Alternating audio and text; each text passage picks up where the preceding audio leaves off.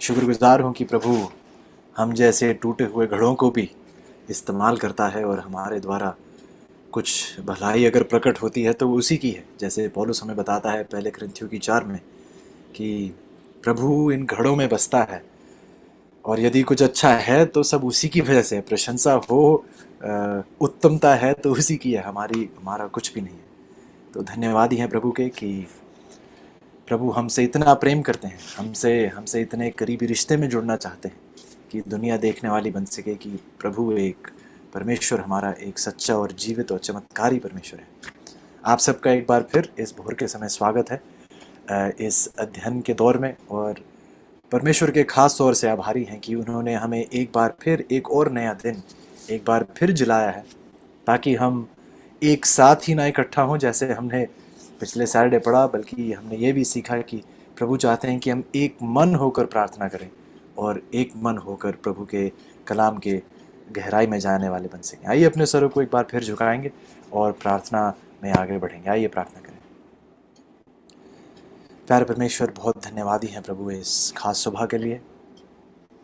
प्रभु जी, हर महीने हमें ये समय दिया जाता है, कुछ हफ्ते 10 दिन हम लगाते हैं प्रभु आपके चरणों में, आपकी आवाज़ सुनने में।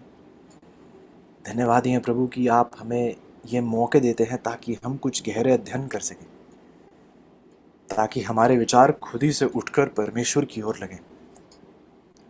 धन्यवाद हैं प्रभु कि आप अपनी रोशनी हमसे दूर नहीं रख रहे, बल्कि प्रभु हम देखते हैं कि आपसे रहा नहीं जाता ये देखकर कि आपके बच्चे अंधकार में हैं, इसलिए आप अपनी रोशनी से हमारे जीवन को प्रकाशमान करते हैं।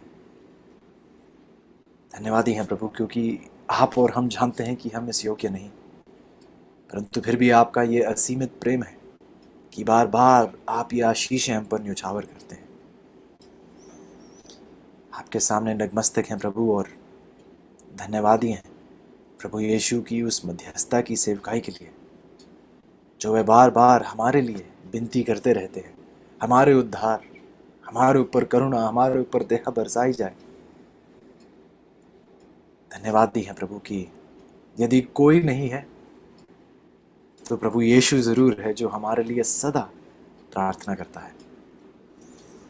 ख़ास तौर से प्रभु मैं आज शुक्रगुजार हूँ अपने अजीज़ों का भी, जो बार बार दिन प्रतिदिन इकट्ठा होते हैं इसी भूख और प्यास में कि वह अपने परमेश्वर को बेहतर जान पाए। प्रभु मेरी विनती यही है कि मैं रुकावट ना बनूं इस कार्य में। आपके बच्चे हैं प्रभु जी, ये आपका लम्हे है, आपका वचन है और आप ही के बारे में हम पढ़ना चाहते हैं। तो मैं विनती करता हूँ प्रभु जी कि मैं बीच में ना आऊँ, आप मुझे एक तरफ कर कर आप ही अपने लोगों के सामने प्रकाशित हो, आप ही की आवाज़ सुनाई दे और आप ही इनके दिलों को अपनी ओर खींचे। ये हमारा आदर है प्रभु की, हमारा विशेष अधिकार है कि आपने हमें एक बार फिर हमें पुकारा है, एक बार फिर हमें जिलाया है, और एक बार फिर ये आपकी दिली चाह है कि आपके लोग आपको पूरे तरीके से स्वीकारें। एक बार फिर प्रभु जी विनती करते हैं कि आप हमारे दिलों को पाक साफ करें। विनती करते हैं कि पाप के हर कलंक को मिटा दें, ताकि जब हम आपको देखें तो एक पर्दे के द्वारा ना देखें, किसी धुंधलेपन में ना देखें, बल्कि आपको हम स्पष्ट रूप से देखने वाले बन पाएँ, पहचानने वाले बन पाएँ, और आपके चरित्र पर हम मनन करें और आपके चरित्र को स्वीकारें और आपके चरित्र को दुनिया के सामने प्रकाशित करें। धन्यवादी हैं प्रभु, धन्यवादी हैं इन सारी आशीषों के लिए। आपका नाम सदा और सदा के लिए ऊंचा उठाया जाए। ये सारी आशीषें विश्वास के साथ धन्यवादी समेत हम प्रभु यीशु के नाम से मांगते हैं, आमीन आमीन। आपका एक बार फिर स्वागत है अजीज़ों। बहुत शुक्रगुजार हूँ कि आप दिन प्रतिदिन इकट्ठा होते हैं और चाहते हैं कि प्रभु आपको अपने वचन की गहराई में, अपने वचन की सच्चाई में लेकर जाए। हम बहुत कुछ सीख रहे हैं। उम्मीद करता हूँ कि आप सीख ही नहीं रहे हैं, मैं ये भी उम्मीद आपसे कर रहा हूँ कि आप ये सच्चाइयाँ दूसरों के साथ भी बांटेंगे, दूसरों के साथ भी ये सच्चाइयाँ साझा करेंगे। ख़ास तौर से इस सुबह के लिए भी धन्यवादी हैं। इस महीने की पढ़ाई के लिए ख़ास तौर से मैं प्रभु का शुक्रगुजार हूँ कि उन्होंने हमें मौका दिया है कि हम उस सबत के विषय में और गहराई से पढ़ें। हमने बीते 3 दिन में, फ्राइडे से जब हमने शुरुआत की, हमने बीते 3 दिन में 7 शब्दों पर मनन किया है। 7 शब्दों पर प्रभु ने हमारा ध्यान प्रभु लेकर गए हैं, ताकि हम उन शब्दों की गहराई को पहचान सकें जो सबद से जुड़े हुए हैं, जो हमें सबद की अहमियत, उसकी महत्वपूर्णता को समझाते हैं इन आखिरी दिनों में। बहुत ही विशेष, बहुत ही खास रूप से प्रभु चाहते हैं कि हम इस सच्चाई को बेहतर समझ सकें, क्योंकि इस सच्चाई का असर अजीजों हमारे अंतिम दिनों पर, प्रभु के आगमन से पहले, इससे पहले कि दया के दरवाजे बंद हों, इससे पहले प्रभु चाहते हैं कि हम इन सच्चाइयों में सिर्फ समझने वाले नहीं, इन सच्चाइयों में हम स्थापित पाए जाएं। एक बार फिर हमारा विषय है एक मजबूत नींव। प्रभु चाहते हैं कि एक मजबूत नींव की तरह ये विषय सिर्फ हमारा ज्ञान ही ना हो, ये विषय हमारी एक मजबूत नींव बने, हम इनमें दृढ़ रूप से स्थापित पाए जाएं। ये परमेश्वर चाहते हैं कि हमारा खास तौर से ये हमारा अनुभव हो। तो इन्हीं सच्चाइयों को हम पढ़ रहे हैं। बीते दिनों में हम उन 7 शब्दों को देखते हैं, और मैं खास तौर से विनती करता हूँ, क्योंकि कुछ गहरा विषय था, तो आपसे यही गुजारिश करूँगा कि दोबारा जाकर उन पाठ को, उन अध्यायों को दोबारा आप दोहराएं, उनको दोबारा पढ़ें, बेहतरी से समझें, सवाल पूछें, और ये सच्चाइयाँ दूसरों के साथ भी आप साझा करें। आज अजीज़ों हम सबत के ही विषय में पढ़ेंगे, कल और परसों भी है उसी विषय में हम पढ़ेंगे, लेकिन कुछ और गहरे रूप से हम देखना चाहते हैं। और उस गहराई में जाने के लिए आज मैं एक रिव्यू करूंगा। ये आज का रिव्यू जो होगा, एक ऐसा रिव्यू होगा जिससे ऑलमोस्ट सब लोग वाकिफ होंगे। शायद कुछ चीज़ें या कुछ आयतें आपको शायद कुछ नहीं लगे, लेकिन ज़्यादातर आपको ये विषय आपको बहुत अच्छी, बहुत बेहतरी से पता है। लेकिन आज हम वो ओवरव्यू लेना चाहते हैं, खासतौर से उन अजीज़ों के लिए जो इस सब्जेक्ट से, इस विषय से ज़्यादा परिचित नहीं है। उनके लिए भी, उनके फ़ायदे के लिए भी, हम सब के रिव्यू के लिए भी हम कुछ ऐसी आयतें देखेंगे जिनसे हम वाकिफ़ हैं, लेकिन दोहराना अच्छा है। तो आइए हम शुरुआत करते हैं इस सबत के विषय में, और इसके लिए आप मेरे साथ खोलिएगा प्रकाशित वाक्य की किताब, उसका 4था अध्याय और उसकी पहली आयत। प्रकाशित वाक्य की किताब, उसका 4था अध्याय और उसकी पहली आयत। प्रकाशित वाक्य की किताब जो है जीजों, इसमें यूहन्ना एक विजन में है, इसे एक दर्शन में है, और इसे प्रभु के उस सिंहासन के सामने, जो सर्वशक्तिमान परमेश्वर है, उसके सिंहासन के सामने आने का उससे एक मौका दिया जाता है। खास तौर से प्रकाशित वाक्य की 4 और 5 में वह उस सिंहासन के सामने की बातों का वर्णन कर रहा है। तो बहुत ही बढ़िया किताब है, बहुत ही उम्दा एक किताब है, और इसमें से जो पाठ सीखने को मिलते हैं वह बहुत ही महत्वपूर्ण है अजीजों। बाइबल हमें ये भी बताती है कि खास तौर से इस दर्शन में जो प्रकाशित वाक्य की 4 में पाया जाता है, हम देखते हैं कि एक पुकार दी जाती है, धरती के वासियों के लिए एक पुकार दी जाती है जो इस पृथ्वी के आखिरी कुछ लम्हों में जी रहे हैं। और पुकार यह है कि हम दोबारा अपना मन फिराव कर कर प्रभु की ओर आएं और उस परमेश्वर की उपासना करें, उस परमेश्वर की आराधना करें जो इस पृथ्वी का सृष्टि करता है। प्रकाशित वाक्य की 4 की 1 कुछ इस प्रकार कहती है, revelation chapter 4 and verse 1, Bible कहती है, यहाँ ऊपर आ जा और मैं वे बातें तुझे दिखाऊंगा जिनका इन बातों के बाद पूरा होना आवश्य है। जब यूहन्ना को इस दर्शन में परमेश्वर के उस सिंहासन के कमरे में लेकर जाया जाता है, वह वहाँ पहुँचने के बाद उसे ऊपर ले जाया जाता है, उसे कुछ दिखाया जाता है, और इसके बाद वह देखता है कि कुछ प्रशंसा हो रही है। प्रकाशित वाक्य की 4 की 11 में हम पढ़ते हैं, प्रकाशित वाक्य की 4 की 11 में, रेवलेशन 4 वर्स 11, बाइबल कहती है, हे हमारे प्रभु और परमेश्वर, आप ही महिमा और आदर और सामर्थ के योग्य हैं। एक बार फिर, हे हमारे प्रभु और परमेश्वर, आप ही महिमा और आदर और सामर्थ के योग्य हैं। बाइबल आगे कहती है, क्योंकि आप ही ने सब वस्तुएं सृजी हैं और वह आपकी ही इच्छा से थीं और सृजी गईं। एक बार फिर, आप ही ने सब वस्तुएं सृजी हैं और वह आप ही की इच्छा से थीं और सृजी गईं।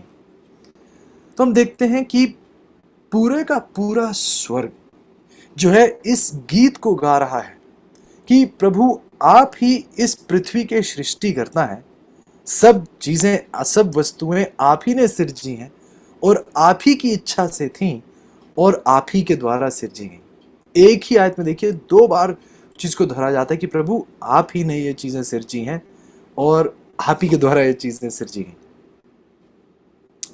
यदि आप देखें तो इस सच्चाई के विरोध में आज कुछ वैज्ञानिक हैं, अपने आप को इतना बुद्धिमान मानते हुए, अपने आप को इतना बुद्धिमान मानते हुए ये दावा करते हैं कि हम कुछ छोटे सेल्स के द्वारा हमारा हम मनुष्य बने। ये मानते हैं कि हम बंदरों से बेहतर होकर फिर हम जाकर मनुष्य बने हैं। लेकिन देखिए बाइबल इस विषय में क्या कहती है। यदि आपकी बाइबल आपके साथ है, मेरे साथ खोलिएगा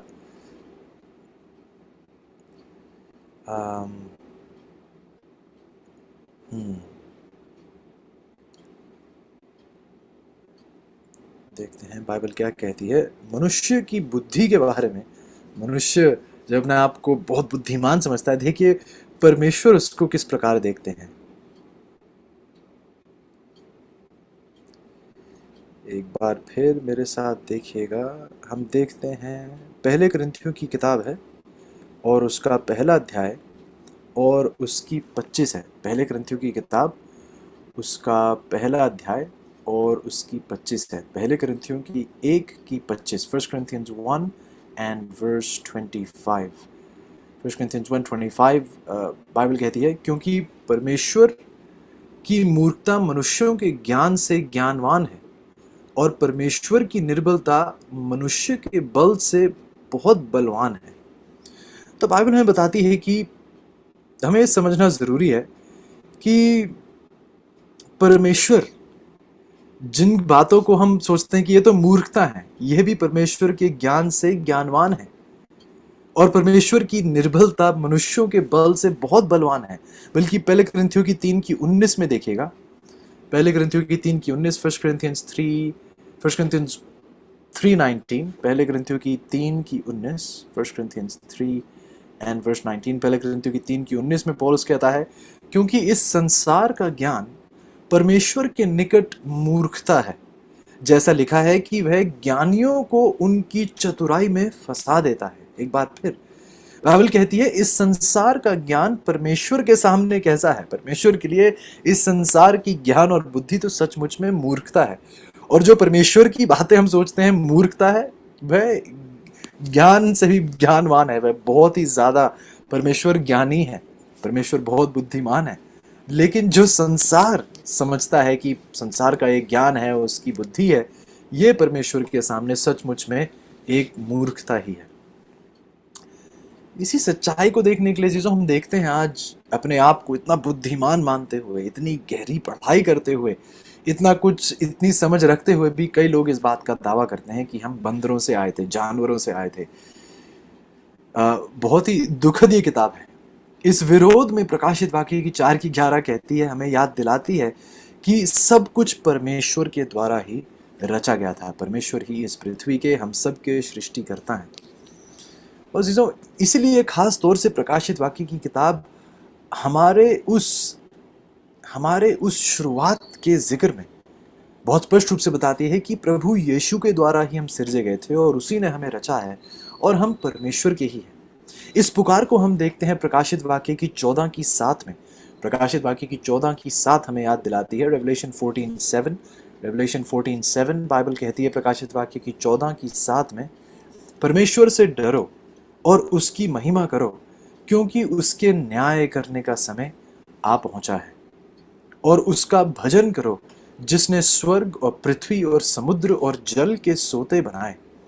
बाइबल अब हमें याद दिलाती है कि आइए हम परमेश्वर की महिमा करें, हम उसका भजन करें जिसने स्वर्ग और पृथ्वी और समुद्र और जल के सोते बनाए। एक बार फिर प्रकाशित वाक्य की किताब हमें याद दिलाती है कि परमेश्वर ही है जो इस पृथ्वी का सृष्टि करता है, सृजनहार है। अजीजों, ये एक ऐसा संदेश है जो हम सब के लिए है, सिर्फ मसीही भाई बहनों के लिए नहीं है, इस पूरे जगत के लिए ये है। प्रकाशित वाक्य की 14 में ही आप देखें तो आगे जाकर यूहन्ना हमें बताता है कि उसने परमेश्वर को, प्रभु यीशु को स्वर्ग से उतरते हुए देखा, और उसके हाथों में एक दराती थी, जो वह आ रहे थे फसल की कटनी के लिए आ रहे थे। वह लोग जो तैयार हो चुके हैं, वह लोग जो उस परमेश्वर की वर्षा को, परमेश्वर की उस अंतिम वर्षा जो उसकी पवित्र आत्मा की वर्षा है, उसे प्राप्त कर कर अब ये बिल्कुल तैयार हो गए हैं कटनी के लिए। परमेश्वर उन लोगों के बारे में बात करता है। तो इन आयतों के कुछ देर बाद ही हम देखते हैं प्रभु यीशु का आगमन है, जिससे पहले कि उसके आगमन से पहले कुछ ऐसे लोग हैं जो भजन कर रहे हैं, उपासना कर रहे हैं, आराधना कर रहे हैं उस परमेश्वर की जिसने इस पृथ्वी को रचा है। ये परमेश्वर की एक तरीके से एक आखिरी पुकार की तरह है, पुकारते हुए कि उसके लोग, इस पृथ्वी के लोग उस सच्चे सृष्टिकर्ता की ओर अपना ध्यान लेकर जाएं और उसी की महिमा, उसी की आराधना और उपासना करें। सवाल पूछा जाता है कि हम इस सृष्टिकर्ता की आराधना, उसका भजन किस प्रकार कर सकते हैं। परमेश्वर हमें कैसे याद दिलाता है अपने अपने उस रचनात्मक ताकत के बारे में, प्रभु हमें किस प्रकार याद दिलाता है। हम देखते हैं जब इस पृथ्वी की सृष्टि हुई, तो क्या उस सृष्टि के दौरान, उन पहले दिनों के दौरान, क्या प्रभु ने हमारे लिए कोई चिन्ह छोड़ा है अपनी रचनात्मक अधिकार के विषय में? क्या उसने हमारे लिए कोई चिन्ह छोड़ा है? और हम देखते हैं अजीजों की जो चीज़ें उत्पत्ति में पाई जाती हैं, ये भी बहुत ही एक सुनहरी पढ़ाई है। यदि आप देखें जिस प्रकार से छात्रगण देखते हैं कि दानियल की किताब और प्रकाशित वाक्य की किताब में एक बहुत गहरा रिश्ता है। यदि आप गौर करें और बहुत ध्यान से पढ़ें तो आप देखेंगे कि उत्पत्ति की किताब और प्रकाशित वाक्य की किताब में भी बहुत गहरा रिश्ता है। ये परमेश्वर का कलाम जो है, ये उसकी पहली और आखिरी किताबें हैं, और ये पहली और आखिरी किताबें बहुत करीबी रूप से जुड़ी हुई हैं। जो बीज उत्पत्ति की किताब में बोया जाता है, उसे आप प्रकाशित वाक्य की किताब में फलते हुए देखते हैं। बहुत बहुत ही सुनहरी पढ़ाई जो है आप कर सकते हैं उस विषय पर। तो हम देखते हैं कि प्रभु अपने लोगों को पुकार रहे हैं उस चिन्ह की ओर, जो उसने अपनी उस रचनात्मक ताकत के अधिकार के विषय में हमें उस प्रकृति, जब उसने सृष्टि की थी उन दिनों में हमारे लिए रखा। हमने देखा कि प्रभु ने इस जगत की रचना उन 6 दिनों में की, और 7वें दिन को हम पढ़ रहे थे कि प्रभु ने उसे पवित्र माना। आइए इस सच्चाई को देखने के लिए हम जाएंगे उत्पत्ति की किताब, उसका पहला अध्याय, उत्पत्ति की किताब उसका पहला अध्याय। और हम देखते हैं कि दिन प्रतिदिन जब प्रभु रच रहे थे तो कहने लगे कि ये बहुत भला है, बहुत अच्छा है। और फिर प्रभु आए उस छठे दिन, और उत्पत्ति की 1 की 26 और 27 हमें बताती है, जेनेसिस 1:26 एंड 27, उत्पत्ति की 1 की 26 और 27 बाइबल कहती है, हम मनुष्य को अपने स्वरूप के अनुसार, अपनी समानता में बनाएं। अपने ही स्वरूप के अनुसार परमेश्वर ने उसको उत्पन्न किया, नर और नारी करके उसने मनुष्यों की सृष्टि की। तो बाइबल हमें याद दिलाती है कि प्रभु ने रचना की, मनुष्य को उसने अपने स्वरूप के अनुसार, अपनी समानता में बनाया, अपने ही स्वरूप के अनुसार परमेश्वर ने उसको उत्पन्न किया, नर और नारी करके उसने मनुष्यों की सृष्टि की। बाइबल हमें याद दिलाती है उत्पत्ति की 2 की 1 में, छठे दिन जब प्रभु ने मानवता को रचा, आदम और हव्वा को रचा, उसके बाद अगले अध्याय में हम देखते हैं उत्पत्ति की 2 की 1 में, जेनेसिस 2:1, बाइबल कहती है, यूं आकाश और पृथ्वी और उनकी सारी सेना का बनाना समाप्त हो गया। यूं आकाश और पृथ्वी और उनकी सारी सेना का बनाना समाप्त हो गया। बाइबल बताती है कि 6 दिनों में प्रभु ने अपनी सृष्टि की, और फिर यहाँ बाइबल कहती है कि इस प्रकार से 6 दिनों के बाद आकाश और पृथ्वी और उनकी सारी सेना का बनाना प्रभु ने समाप्त किया। उत्पत्ति की 2 की 2 और 3 में हम देखते हैं, जेनेसिस 2:2 एंड 3, जेनेसिस 2:2 एंड 3, उत्पत्ति की 2 की 2 और 3 बाइबल कहती है, परमेश्वर ने अपना काम जिसे वह करता था 7वें दिन समाप्त किया, और उसने अपने किए हुए सारे काम से 7वें दिन विश्राम किया। हम यही पढ़ रहे थे, परमेश्वर ने विश्राम किया क्यों? क्योंकि वह थक गए थे? नहीं, हमने ध्यान से देखा कि प्रभु बहुत खुश थे जो उन्होंने बनाया, और उन्होंने ये निर्णय लिया, अंदरूनी रूप से निर्णय लिया कि अब मुझे और करने की जरूरत नहीं है।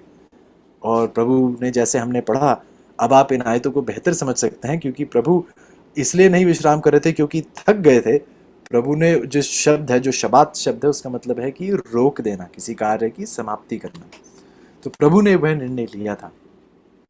फिर हम आगे देखते हैं उत्पत्ति की 2 और 3 में, परमेश्वर ने 7वें दिन को आशीष दी और पवित्र ठहराया, क्योंकि उसमें उसने अपनी सृष्टि की रचना के सारे काम से विश्राम लिया। इस शब्द के बारे में भी हम पहले पढ़ चुके हैं। तो हम देखते हैं कि ये 7वां दिन परमेश्वर के द्वारा दिया जाता है अपने लोगों को एक, और ये उसने जब इस पृथ्वी की सृष्टि की, उसी दौर से प्रभु ने अपने लोगों को ये 7वां दिन एक भेंट के तौर पर दिया। एक ऐसी यादगार जो लगातार अपने लोगों को अपनी जड़ों के बारे में, कहां से हमारी शुरुआत हुई है, हमारी उस सृष्टि के बारे में, उन जड़ों की ओर हमारा ध्यान बार बार ले जाया जाए। सबत का दिन एक यादगार के तौर पर है जो हमें याद दिलाता है कि हम कहां से आए हैं। 7वें दिन के विषय में आप बहुत अच्छे से जानते हैं, इसलिए मैंने कहा ये रिव्यू है। 7वें दिन के विषय में यदि आप देखें तो हम देखते हैं कि 3 बातें परमेश्वर बहुत स्पष्ट रूप से हमारे सामने रखते हैं। पहले तो हमने देखा कि परमेश्वर ने कहा कि उन्होंने इस 7वें दिन को आशीष दी, इसे पवित्र ठहराया। तो बाइबल में बताती है कि प्रभु ने इस 7वें दिन को आशीष दी, इसे पवित्र ठहराया और इस दिन प्रभु ने विश्राम किया। बाइबल यदि आप ध्यान दें तो ये नहीं कहती है कि प्रभु ने पहले दिन के बाद या तीसरे दिन के बाद विश्राम किया या 5वें दिन के बाद विश्राम किया, और किसी विषय में इस विश्राम को नहीं जोड़ा जाता सिवाय इस 7वें दिन के विषय में। और हम देखते हैं जीजों कि यदि आप मेरे साथ जाएं पहले इतिहास की किताब और उसका 17 अध्याय, पहला इतिहास उसका 17 और उसका 27, पहला इतिहास उसका 17 और उसका 27, first Chronicles 17 verse 27, first Chronicles 17 verse 27, पहला इतिहास उसका 17 और उसका 27। बाइबल कहती है, और अब तूने प्रसन्न होकर अपने दास के घराने पर ऐसी आशीष दी है कि वह तेरे सम्मुख सदैव बना रहे, क्योंकि हे यहोवा तू आशीष दे चुका है, इसलिए वह सदैव आशीषित बना रहे। ध्यान दीजिए, पहले इतिहास की 17 की 27 हमें सिखाती है जब परमेश्वर किसी चीज पर आशीष देते हैं तो वह आशीष सदैव बनी रहती है। प्रभु कुछ समय के लिए ही नहीं आशीष देते किसी चीज को, जब प्रभु की चीज को आशीष देते हैं तो उसे सदैव वह आशीष उस पर कायम रहती है। ध्यान दीजिए अजीजों, इस विषय में भी हमने कल और गहराई से पढ़ा था कि जब प्रभु किसी चीज को आशीषित करते हैं, किसी व्यक्ति को आशीषित करते हैं, तो उसको सामर्थ्य से भरते हैं ताकि वह उस कार्य को पूरा कर सके जिस कार्य के लिए उसे पुकारा गया था, जिस कार्य के लिए उसे रचा गया था। प्रभु ने इस प्रकार से सब्बत के दिन को सदैव के लिए एक ऐसे चिन्ह के तौर पर प्रकाशित किया, अपनी उस रचनात्मक ताकत के विषय में और अपने असीमित प्रेम के विषय में प्रभु ने इस 7वें दिन को एक भेंट के तौर पर हमें हमें हमें दिया है। इसी प्रकार से जब परमेश्वर उस 7वें दिन पर विश्राम कर रहे थे, इसलिए नहीं क्योंकि वह थक गए थे, और हमें भी पुकारा जाता है सिर्फ इसलिए नहीं क्योंकि हम शारीरिक रूप से थक गए हैं, हमें भी पुकारा जाता है कि हम भी परमेश्वर में आए। प्रभु यह भी देख चुके थे कि हाँ, हम मानसिक रूप से थकेंगे। प्रभु ने यह भी देखा कि हाँ, मनुष्य जो है शारीरिक रूप से भी थकेंगे, मनुष्य जो है इस दुनिया की परिस्थितियों से थक टूट चुके होंगे। प्रभु ने एक भेंट के तौर पर यह दिन दिया कि हम आकर एक बार नए किए जा सके, हम एक बार फिर उसके द्वारा नए किए जाएं, एक नई ताकत पाएं, जिसके विषय में भी हमने कल पढ़ा। लेकिन फिर हमने देखा कि प्रभु ने उस दिन को पवित्र किया। यदि आप उस शब्द को मूल भाषा में देखें तो उस शब्द का सचमुच में मतलब है कि किसी चीज को यदि आप पवित्र करते हैं तो आप उसे बाकी चीजों से अलग कर रहे हैं, आम चीजों से अलग कर रहे हैं किसी पवित्र कार्य के लिए। और कल हमने पढ़ा कि प्रभु किसी चीज को या किसी चीज को पवित्र कैसे करते हैं, अपनी उपस्थिति से पवित्र करते हैं। मूसा ने एक तंबू को खड़ा किया, पवित्र स्थान कब कहलाया गया? जब परमेश्वर की उपस्थिति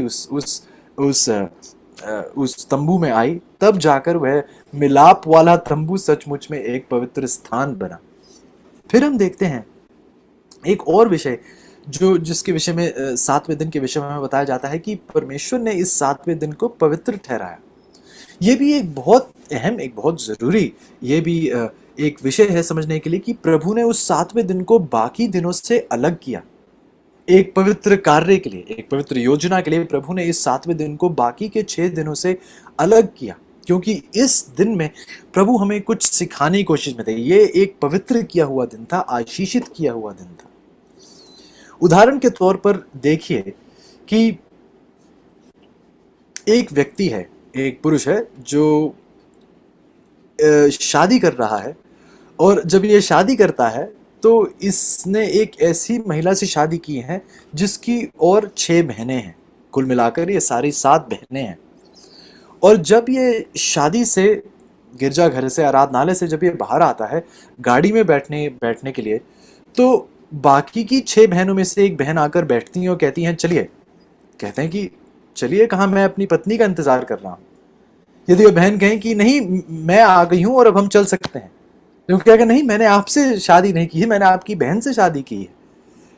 और यदि उनकी ये जिनसे उन्होंने शादी की है, यदि उनकी दूसरी बहन ये कहे कि क्या फर्क पड़ता है, हम सब बहनें एक जैसी हैं, आपने उनसे शादी की हो या हमसे शादी की हो, कोई फर्क नहीं पड़ता, हम सब बहनें ही तो हैं, तो क्या ये पुरुष कहेगा हाँ आप ठीक कह रहे हैं, यदि मैंने एक से शादी की हो तो इसका मतलब ये नहीं है कि किसी और से नहीं, आप सब एक जैसे ही हैं, यदि एक से शादी की हो तो आप भी उन्हीं के जैसी हैं।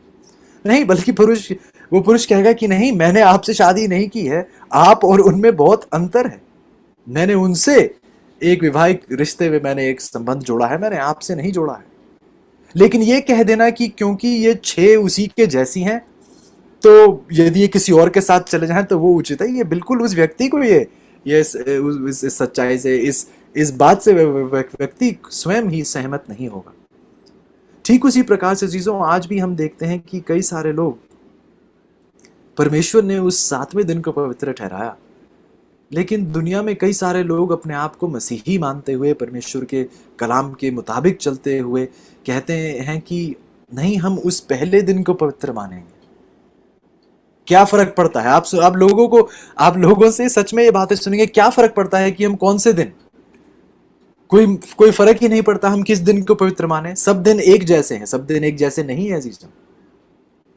ठीक उस प्रकार जैसे इस व्यक्ति के लिए, इस पुरुष के लिए, जो उनकी पत्नी है, जैसे वह अपनी सब बहनों के एक समान नहीं है, चाहे वह जितनी भी एक जैसी दिखती हो, एक जैसा व्यवहार करती हो।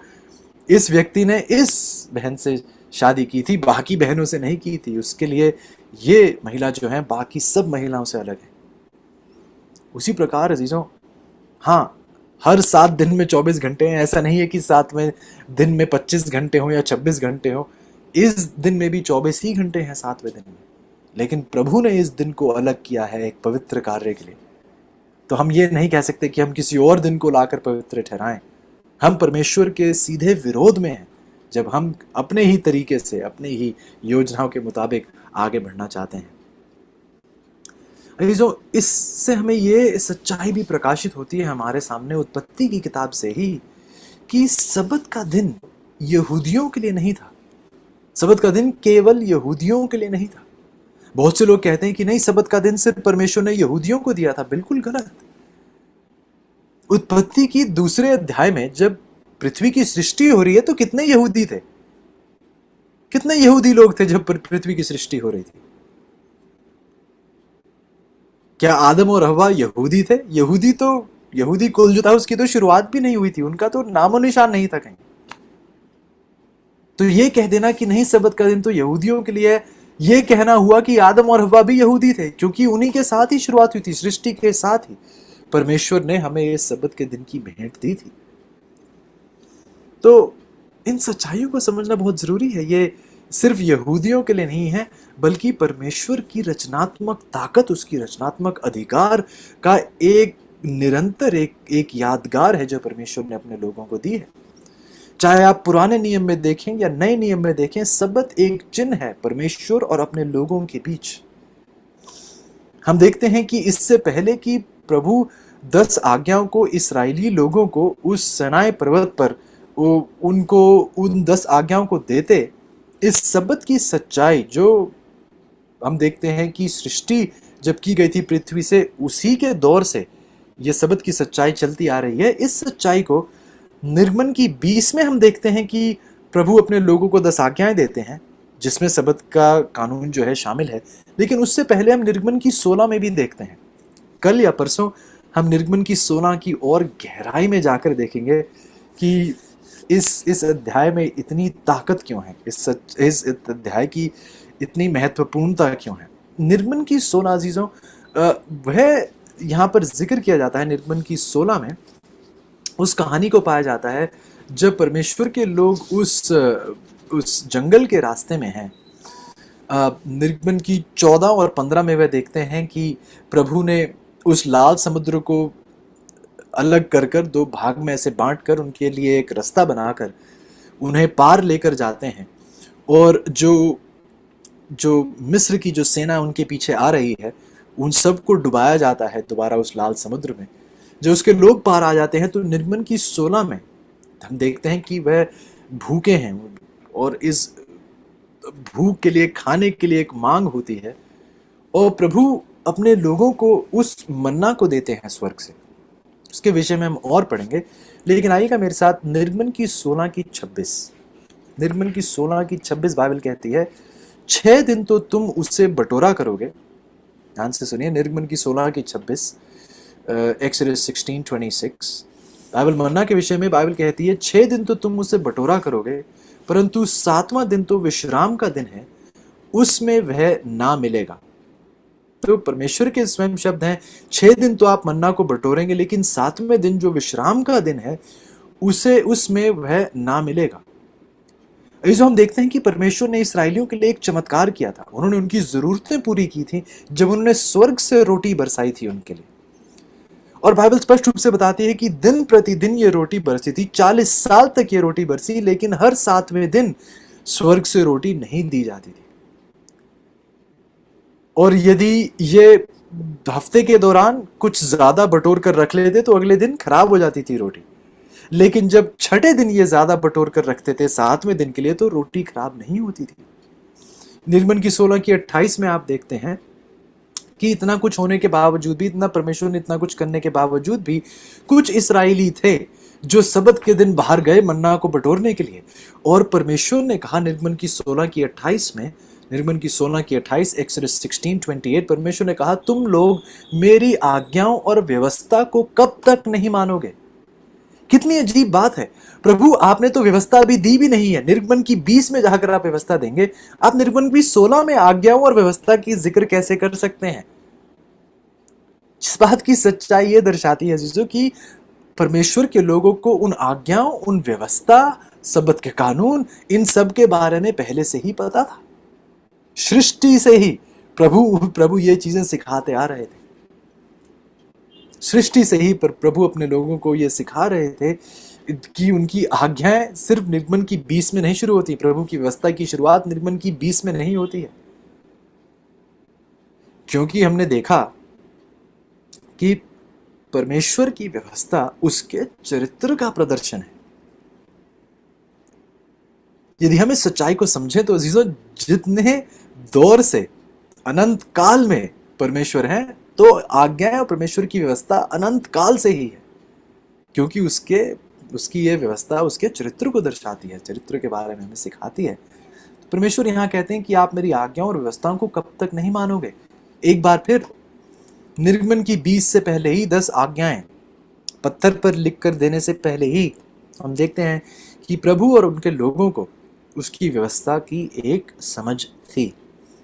हम देखते हैं फिर साइनाई पर्वत पर परमेश्वर ने अपनी ही उंगली से उन पत्थर की तख्तियों पर जो है प्रभु ने अपने ये कानून लिखे। सबत का कानून भी उसी में था। और हम देखते हैं कि प्रभु ने उन पत्थर की लकीर की तरह, हिंदी में आप जानते हैं इस वाक्य को बहुत इस्तेमाल किया जाता है कि पत्थर की लकीर की तरह लिखे गए जो चीजें मिटाई नहीं जा सकती। और ध्यान दीजिएगा अजीजों कि जो पत्थर पर गाड़ कर लिखा जाता है उससे आप मिटा नहीं सकते हैं। गौर कीजिएगा, जो पत्थर पर गाड़ कर लिखा जाता है आप उसे मिटा नहीं सकते हैं।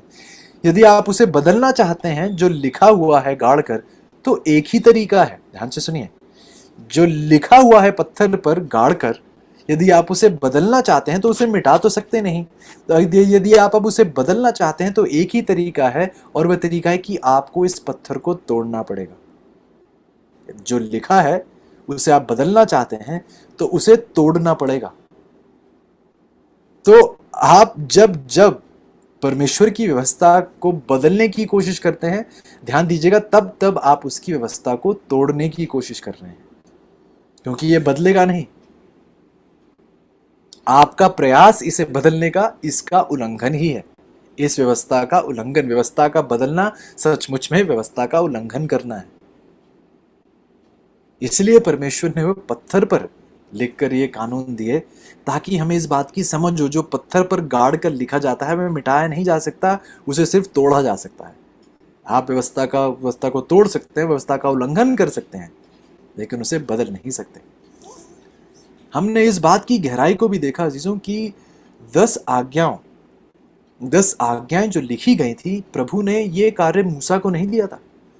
जबकि हमने देखा कि मूसा के द्वारा पहली 5 किताबें लिखी गईं, लेकिन उन 5 किताबों में जो 10 आज्ञाएं पाई जाती हैं, ये मूसा ने नहीं लिखी थी, परमेश्वर ने अपनी उंगली से लिखकर मनुष्य को दी थी। एक बार फिर हम देखते हैं कि इस चीज की अहमियत कितनी ज्यादा है, कि ये 10 आज्ञाएं भी जो हैं, ये किसी मनुष्य ने नहीं बल्कि परमेश्वर ने स्वयं लिखी।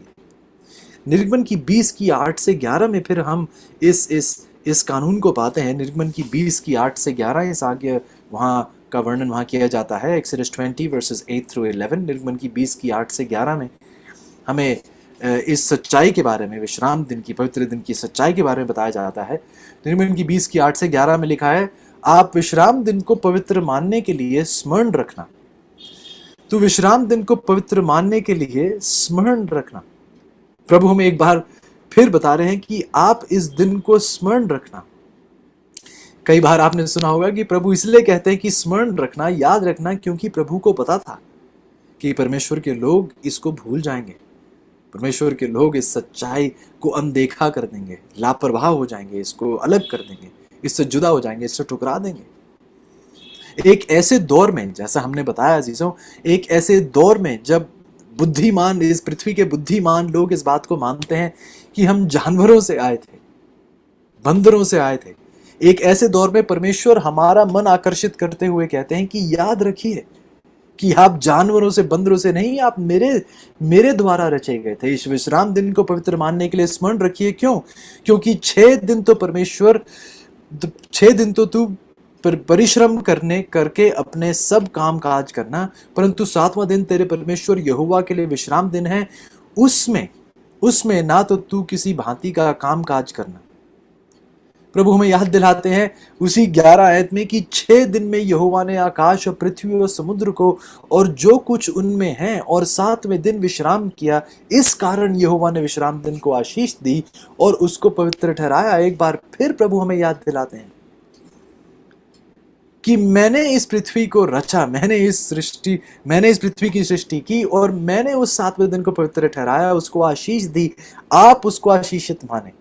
याद रखिए कि आप बंदरों से नहीं आए, जानवरों से नहीं आए, कीड़े मकोड़ों से नहीं आए हैं। मैंने आपको रचा है मेरी यादगार में, मेरे रचनात्मक अधिकार की यादगार में, मेरे रचनात्मक ताकत के यादगार में आप इस 7वें दिन को स्मरण रखें, भूले नहीं। दुनियावी ख्यालों में ना आ जाएं कि हम किसी जानवर से आए हैं।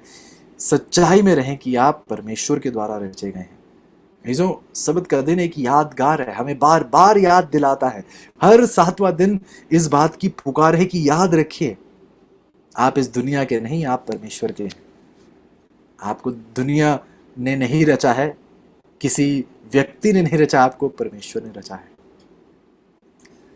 तो ये सच्चाई भी हम देखते हैं कि प्रभु ने अपने लोगों को दी है और चाहते हैं कि इस चीज को भाई याद रखें। आइएगा मेरे साथ यशाया की 56 में जाएंगे। यशाया की 56 उसकी 6 और 7। यशाया की 56 की 6 और 7, आइज़ाया 56 वर्स 6 एंड 7। बाइबल देखिए हमें क्या बताती है। यशाया की 56 की 6 और 7, आइज़ाया 56 6 एंड 7।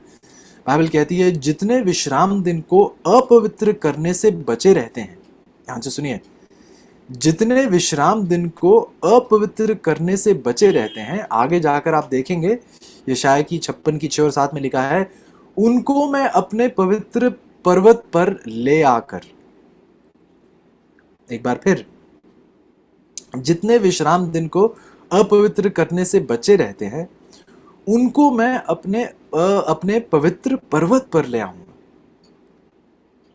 यशायाह की 56 की 6 और 7 यदि आप देखें, कुछ बीच में मैंने शब्द हटा दिए हैं, उस वाक्य को जोड़ दिया है कि जितने विश्राम दिन को अपवित्र करने से बचे रहते हैं उनको मैं अपने पवित्र पर्वत पर ले आऊंगा। जो परमेश्वर का ये पवित्र पर्वत क्या है?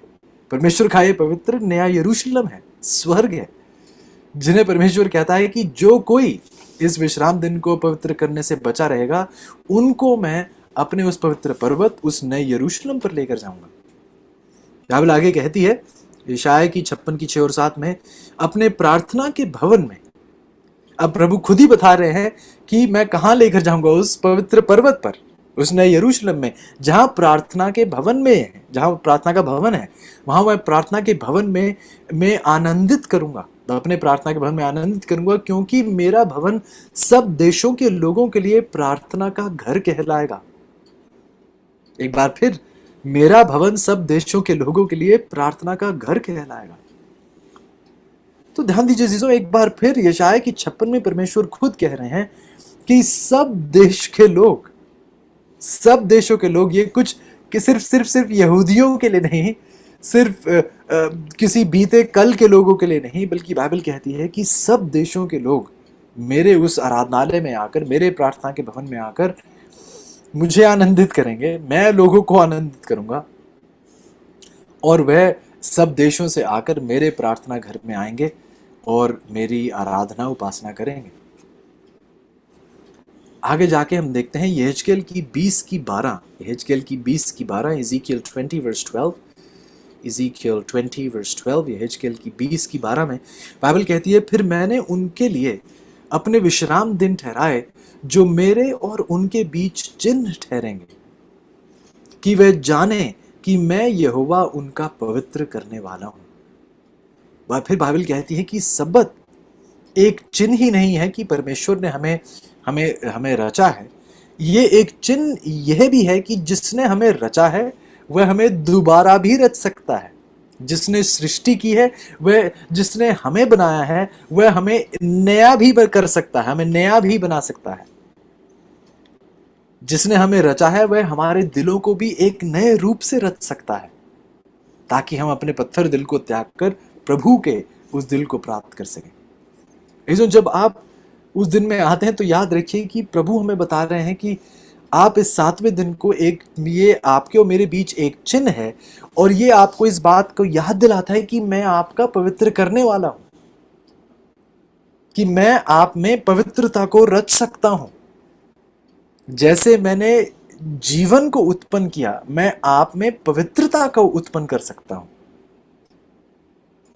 ये मैं सृष्टि करता हूं, ये मेरा कार्य है, ये मेरा स्वभाव है, ये मेरा चरित्र है। सृष्टि करना मेरे स्वभाव है। तो जैसे मैंने इस पृथ्वी में जीवन उत्पन्न किया, मैं आप में पवित्रता भी उत्पन्न करने के योग्य हूं, मैं आपका पवित्र करने वाला हूं। सबत का दिन इस सच्चाई को हमें याद दिलाता है। तो हम क्या देखते हैं जीजों, परमेश्वर ने सबत का दिन आदम और हवा को उस सृष्टि के दौरान दिया। परमेश्वर ने फिर सबत मूसा को भी दिया उस 10 आज्ञाओं में। फिर हमें यहेजकेल की किताब बताया जाता है कि परमेश्वर ने एक चिन्ह के तौर पर दिया पुराने नियम में, और इस चिन्ह के तौर पर भी दिया कि प्रभु हमें नया करने के योग्य हैं। प्रभु ने एक चिन्ह के तौर पर अपनी रचनात्मक अधिकार के बारे में हमें बताया। लेकिन फिर कोई व्यक्ति सवाल पूछता है कि भाई आप तो पुराने नियम में ही पढ़ रहे हैं, तो हाँ, ये सारी बातें पुराने नियम की हैं, इसका नए नियम से कोई लेना देना नहीं है। प्रभु यीशु के जीवन में क्या कभी कुछ ऐसा था? तो क्या प्रभु यीशु सबत के दिन को अलग करने के लिए आए थे, उसे खत्म करने के लिए आए थे? क्या प्रभु के जो चेले थे, क्या उन्होंने सबत के दिन को अलग कर दिया? क्या फिर प्रभु के जो चेले थे, क्या वह किसी और दिन को पवित्र मानते थे? आइए नए नियम में ही हम देखते हैं। जैसे मैंने कहा कि ये रिव्यू है। लूका की 4 की 16 में हम क्या पाते हैं? लूका की 4 की 16 में, लूक 4:16 बाइबल कहती है, और वह नासरत में आया जहां पाला पोसा गया था, प्रभु नासरत में आया जहां पाला पोसा गया था, और अपनी रीति के अनुसार सब्बत के दिन आराधनालय में जाकर पढ़ने के लिए खड़ा हुआ। What? प्रभु यीशु नए नियम में, बाइबल कहती है, उसकी ये रीति थी, अपनी रीति के इस अनुसार सब्बत के दिन वह आराधनालय में जाकर पढ़ने के लिए खड़ा हुआ। अब इसमें मेरा सवाल ये है कि यदि 7वां दिन सिर्फ पुराने नियम तक ही सीमित था और प्रभु यीशु ने इस चीज का बदलाव कर दिया था, तो आप ये तो जरूर मानेंगे कि प्रभु यीशु किसी गलत दिन को पवित्र तो नहीं मानेंगे। प्रभु यीशु तो सचमुच में सही सचमुच में जो पवित्र दिन जो उसने ठहराया था पवित्र, उसी को पवित्र मानेंगे। तो फिर हम यहां पर क्या देखते हैं?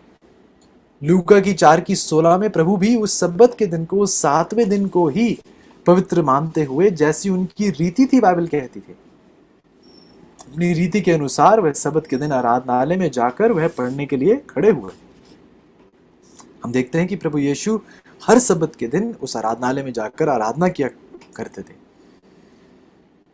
तो अजीजों, यदि प्रभु यीशु एक अलग चिन्ह देना चाहते, यह दिखाने के लिए कि कौन सा दिन पवित्र है, तो सचमुच में हम देखते हैं कि वह अपने जीवन के उदाहरण के द्वारा सचमुच में हमें बताते हैं कि देखिए, मैं उस 7वें दिन को पवित्र नहीं मानता। लेकिन उनका स्वयं का उदाहरण इसी सच्चाई को दर्शाता है कि प्रभु यीशु उस 7वें दिन को बिल्कुल पवित्र मानते थे। मरकुस की 2:27 देखिएगा, मार्क चैप्टर 2 वर्स 27। मरकुस की 2:27 में बाइबल कुछ कहती है। मरकुस की 2:27, मार्क 2:27, बाइबल कहती है, सब्बत का दिन मनुष्य के लिए बनाया गया है, ना कि मनुष्य सब्बत के दिन के लिए। जो ध्यान दीजिए कि बाइबल ये नहीं कहती कि सब्बत का दिन यहूदियों के लिए बनाया गया है। बाइबल कहती है सब्बत का दिन मनुष्यों के लिए बनाया गया है। ध्यान ये भी दीजिए जीजों कि सब्बत का दिन मनुष्यों के लिए बनाया गया था, सब्बत का दिन मनुष्यों का नहीं है। सब्बत का दिन मनुष्यों के लिए बनाया गया था, लेकिन सब्बत का दिन मनुष्यों के विषय में नहीं है। यह समझना बहुत जरूरी है। सब्बत का दिन बनाया तो मनुष्यों के लिए गया था, लेकिन सब्बत का विषय मनुष्य नहीं है, सब्बत का विषय परमेश्वर है। इस सच्चाई को प्रभु चाहते थे कि हम ना भूलें।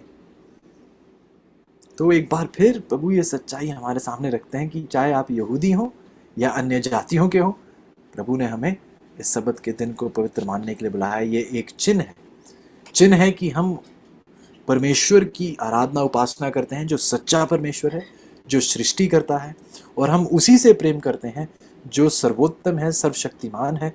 हम उसी की आराधना उपासना करते हैं। अपनी मृत्यु में भी यदि आप ध्यान दें तो प्रभु यीशु ने अपनी मृत्यु के द्वारा भी इसी सच्चाई को दर्शाया। सवाल उठता है कि जब प्रभु यीशु की मृत्यु शुक्रवार के दिन हुई, तो वह अगले दिन क्यों नहीं जी उठे? अगला दिन शनिवार था, अगला दिन सैटरडे का दिन था, सब्बत का दिन था, 7वां दिन था, उस दिन क्यों नहीं वह उठ खड़े हुए? उन्होंने उस हफ्ते के पहले दिन का इंतजार क्यों किया? बहुत ही अहम सवाल है कि प्रभु ने रविवार के दिन का इंतजार क्यों किया? वह शुक्रवार जब उनको कब्र में रखा गया, तो वह शनिवार के दिन ही क्यों नहीं उठ खड़े हुए? उन्होंने रविवार के दिन का इंतजार क्यों किया? और बल्कि उन्होंने, जो लोग उनको कब्र में रखने के लिए आए थे, कुछ मलहम लगाए जाते थे उनके लोगों के शरीर पर। जब मर जाते थे तो उनके शव पर एक मलहम कुछ लगाया जाता था, जिससे उनका शरीर जो था काफी देर तक जो है उनका शरीर जो है बचाया जा सके, वो जल्दी से सड़ता नहीं था। लेकिन ये इतनी जल्दी में थे, 3 बजे करीब दोपहर को उनकी मौत हुई थी, उनकी मृत्यु हुई थी क्रूस पर, और 6 बजे करीब सूरज डूबने वाला था, सब्बत की शुरुआत होने वाली थी, बहुत ही कम समय था बीच में, तो उन्हें इस मौका भी नहीं मिला। आप पढ़ सकते हैं लूका की 23 में जाकर, आप पढ़ सकते हैं कि जब रविवार के दिन की सुबह हुई तो महिलाएं अभी भी वह वस्तुएं लेकर आई थी जो उन्होंने उनके शरीर पर लगानी थी, क्योंकि वह शुक्रवार के दिन नहीं लगा पाई थी, समय नहीं था। प्रभु ने जानबूझकर यह समय नहीं दिया था उन्हें, क्योंकि वह कब्र में इतनी देर नहीं रहने वाले थे। लेकिन हम देखते हैं कि अपनी मृत्यु के द्वारा भी प्रभु ने यह दर्शाया कि वह सब्बत का दिन, वह विश्राम का दिन था, और वह उस दिन नहीं जी उठे, बल्कि हफ्ते के पहले दिन, उस रविवार के दिन वह अपनी कब्र से निकले। इसके बारे में हम और भी गहराई से पढ़ेंगे। जब हम मन्ना के विषय में पढ़ेंगे तब हम इस सच्चाई को और भी गहराई से परखेंगे। इसलिए यूहन्ना की 14 की 15 में, जॉन 14:15, यूहन्ना की 14 की 15 में, इसलिए प्रभु यीशु खुद अपने जीवन के उदाहरण के द्वारा हमें एक बार फिर पुकारते हैं। यूहन्ना की 14 की 15 में, जॉन 14:15, प्रभु यीशु कहते हैं, यदि तुम मुझसे प्रेम रखते हो तो मेरी आज्ञाओं को मानोगे। जब हम व्यवस्था की पढ़ाई कर रहे थे तो हमने इसी आयत की गहराई को देखा था। ये एक चुनौती नहीं है, ये एक वायदा है। प्रभु का वायदा है कि यदि आप प्रेम रखते हैं मुझसे तो आप मेरी आज्ञाओं को मानोगे। और प्रेम कौन है? पहले यूहन्ना की 4:8 बताती है, परमेश्वर ही प्रेम है। यदि आप परमेश्वर में होंगे, परमेश्वर को स्वीकारेंगे, जहां परमेश्वर रहेगा वहां प्रेम होगा, और जहां प्रेम, परमेश्वर जो प्रेम है आपके जीवन में होगा, वहां आप अपनी परमेश्वर की आज्ञाओं को बिल्कुल मानेंगे। ये एक वायदा है परमेश्वर का कि आप उसकी आज्ञाओं को मानेंगे। बल्कि अपनी मृत्यु के बाद के विषय में भी, अपनी मृत्यु के बाद के दौर के विषय में भी प्रभु यीशु अपने चेलों से कुछ बता रहे थे। एक ऐसा दौर जो उनकी क्रूस पर चढ़ाने के बाद होता है, एक ऐसा दौर जो उनके जी उठाने के बाद आने वाला था, एक ऐसा दौर जब वह स्वर्ग में जाने के बाद भी एक ऐसा दौर जो आने वाला था, उसके विषय में प्रभु यीशु ने अपने चेलों को इकट्ठा कर कर क्या कहा था। मत्ती की 24:20 में देखिएगा, मत्ती की 24:20। सिर्फ अपने ही जीवन के दौर के बारे में नहीं, अपनी क्रूस तक ही नहीं, अपने जलाए जाने तक ही नहीं, अपने स्वर्ग में जाने के विषय में नहीं, उसके कई बाद आने वाले कई सालों के बाद के विषय में प्रभु ने अपने चेलों से मत्ती की 24:20 में देखिए क्या कहा। मैथ्यू 24:20, मत्ती की 24:20, प्रभु ने कहा, और प्रार्थना किया करो कि तुम्हें जाड़े में या सब्बत के दिन भागना ना पड़े। प्रभु ऐसा क्यों कह रहे थे? क्योंकि अजीजों, ये प्रभु उस जिक्र में, उस विषय के जिक्र में बता रहे थे कि यरूशलेम का अंत और दुनिया का अंत और यरूशलेम का जो नाश किया जाना था, ये एक साथ, दो चित्र एक साथ मत्ती की 24 में प्रभु ने पेश किए थे। और यरूशलेम को देखते हैं कि 70 ईस्वी में, AD 70 में, हम देखते हैं कि यरूशलेम पर रोमी सेना ने आक्रमण किया था और यरूशलेम का नाश किया गया था। प्रभु उसके बारे में, प्रभु की मृत्यु तो कई पहले हुई थी। 31 ईस्वी में प्रभु यीशु की हम देखते हैं मृत्यु हुई, वह अपने जी उठे, स्वर्ग को गए। लेकिन AD 70 में, 70 ईस्वी में प्रभु हमें बताते हैं कि प्रार्थना करना। 70 ईस्वी, जब यरूशलेम पर आक्रमण होगा रोमी सेना के बारे में, जो कई साल बाद होने वाला था, उसके विषय में प्रभु यीशु अपने चेलों से कहने लगे कि प्रार्थना किया करना कि जब आक्रमण होगा और आपको भागना पड़ेगा, आप सबत प्रार्थना करना कि आपको जाड़े या सब्बत के दिन भागना ना पड़े। अपनी मृत्यु, अपने जलाए जाने के कई साल बाद के बारे के विषय में भी कुछ लोग कहते हैं कि नहीं, उनकी मृत्यु के बाद अब सब्बत का दिन खत्म हो गया। लेकिन प्रभु तो उसके कई सालों बाद भी उसी बात को याद दिला रहे हैं कि प्रार्थना करना कि आपको सब्बत के दिन ना भागना पड़े। यदि सब्बत का दिन खत्म हो चुका था, अब सब्बत का दिन मानने की जरूरत नहीं थी, तो फिर इसका वर्णन यहाँ करने की क्या जरूरत थी मत्ती की 24 में।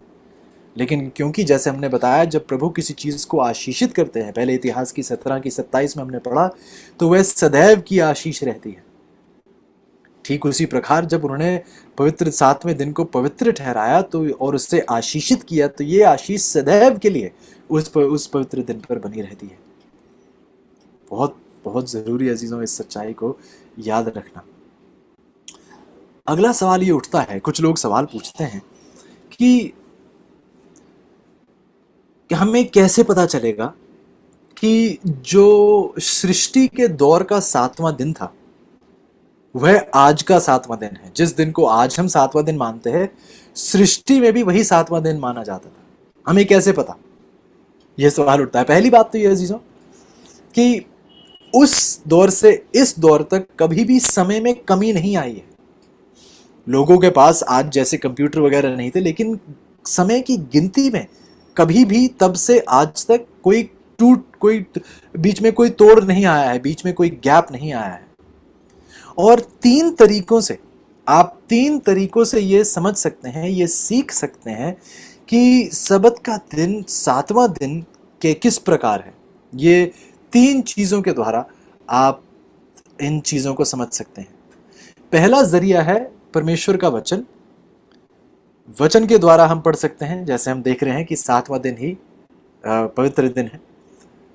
फिर हम भाषा के द्वारा, जो भाषाओं का प्रयोग होता है अलग अलग देशों में, भाषाओं के द्वारा भी हम देख सकते हैं कि 7वां दिन ही सबत का दिन है। और फिर यदि आप देखें तो एक और जरिया है जिसके द्वारा हम समझ पाते हैं कि सबत का दिन 7वां दिन है, और वो है खगोल विज्ञान। खगोल विज्ञान, जो अंग्रेजी में जिसे कहते हैं एस्ट्रोनॉमी। जब हम आकाश में देखते हैं, इस भूमंडल को देखते हैं, अलग अलग ग्रह देखते हैं, इन ग्रहों की पढ़ाई, तारों की पढ़ाई, इसको खगोल विज्ञान कहा जाता है, एस्ट्रोनॉमी कहा जाता है। ये 3 जरिए हैं, परमेश्वर का वचन, भाषाएं और खगोल विज्ञान। इसके द्वारा हम और बेहतरी से समझ सकते हैं कि 7वां दिन ही पवित्र दिन है। हम देखते हैं अजीजों, शुरुआत में ही पहली बात तो हम देखते हैं कि प्रभु ने सृष्टि से ही उस 7वें दिन को पवित्र ठहराया, मूसा को भी वही दिया। और हम देखते हैं कि सब सृष्टि से लेके मूसा तक, आदम और हवा से लेके मूसा तक समय में कोई कमी नहीं आई। आदम ने भी 7वें दिन को पवित्र माना, मूसा ने भी 7वें दिन को पवित्र माना। फिर हम देखते हैं कि पूरे के पूरे नियम में, यह हिजकियेल की किताब में भी हमने देखा, पूरे के पूरे नियम में हम देखते हैं कि पुराने नियम में मूसा से लेके प्रभु यीशु तक परमेश्वर के लोग उस सब्बत के दिन को, 7वें दिन को पवित्र मानते आए। तो हमने देखा कि उस बीच में भी आदम, मूसा, हिजकियेल की किताब, प्रभु यीशु, इन सब के बीच में कोई समय की तोड़ नहीं आई। प्रभु यीशु भी उसी 7वें दिन को पवित्र मानते आए। फिर हम देखते हैं कि प्रभु यीशु की जब मृत्यु भी हुई तो उसी 7वें दिन की अहमियत को एक बार फिर हमारे सामने रखा जाता है। लूका की 23 में यदि आप मेरे साथ जाएं, लूका की 23 की 54 आयत, लूका की 23 की 54 से लेके लूका की 24 की 1 तक यदि आप देखें तो एक बार फिर उस 7वें दिन की अहमियत को दर्शाया जाता है। लूका की 23 की 54 से लेके लूका की 24 की 1 तक, look 23:54 till Luke 24:1, Luke 23:54 till Luke 24:1। Bible कहती है वह तैयारी का दिन था और सबत का दिन आरंभ होने पर था। बाइबल देखिए, सबत के दिन से 24 घंटे पहले जो दिन होता है, सबत का दिन जो है, उसके पहले के दिन को शुक्रवार का दिन नहीं कहा जाता है, बाइबल उसे तैयारी का दिन कहती है। आपको सबत की तैयारी के लिए 24 घंटे, खास तौर से पूरा हफ्ता भी दिया जाता है, लेकिन बाइबल बताती है कि सबत की तैयारी के लिए आपको 24 घंटे दिए जाते हैं। खास रूप से उस दिन को तैयारी का दिन ही कहा जाता है, अंग्रेजी में प्रेपरेशन डे, ताकि आप सबत के लिए तैयार हो सके। तो बाइबल बताती है जब प्रभु यीशु को क्रूस पर चढ़ाया गया, वह तैयारी का दिन था और सबत का दिन आरंभ होने पर था।